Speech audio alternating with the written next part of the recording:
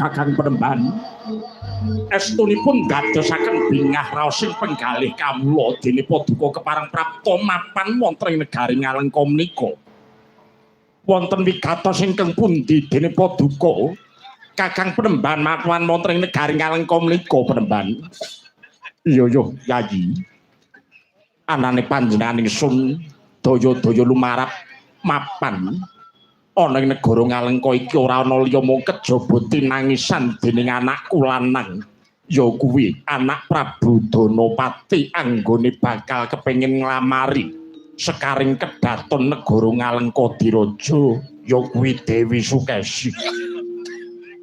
Mula kang saka kuwi Yayi dina iki maragage ana mulung ing atimu anakmu Sukesi bakal panjenengan ingsun boyong bali menyang negara Lokapala bakal ndak dhaupake kelawan putraku anak Prabu Danapati. Inggih Kakang Penemban kula ngaturaken panuwun ingkang tanpa pepindhan dene Paduka sampun kepareng kraya-raya prapta mapan wonten ing negari Ngalengka nanging estunipun wonten bab-bab ingkang mutawatiri anak kula Dewi Sukesi kersa kaboyong dening sinten kewala nanging wonten sayembara ingkang kedah dipun lampahi dening calon penglamar.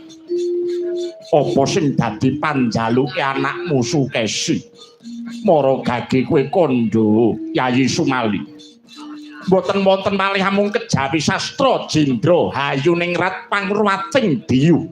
Sinten kewala ingkang saged mejang aji sastra Jendra Hayuningrat Pangruwating Diyu dening anak kula Dewi Sukesi inggih menika ingkang minangka dados jatu kramanipun.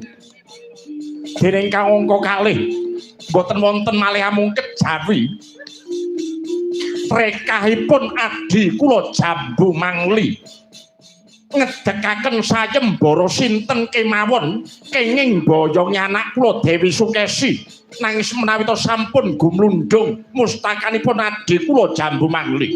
Yo Yayi Sumali yen to pancen kaya mangkono dina iki daya-daya tak prepekani kekarepani Raden Jambu Mangli yen to kena ndak pringgake kanthi sarana waris mbok menawa bisa luwih becik ora ana korban jiwa ingkang mapan ana ing negara Ngalengka kene. Inggih menawi to pancen mekaten kula badhe nyuwun wonten ngarsaning Gusti Kang Akarya jagat mugi-mugi sembada Kang Jinangka Basuki Kang Kaesti.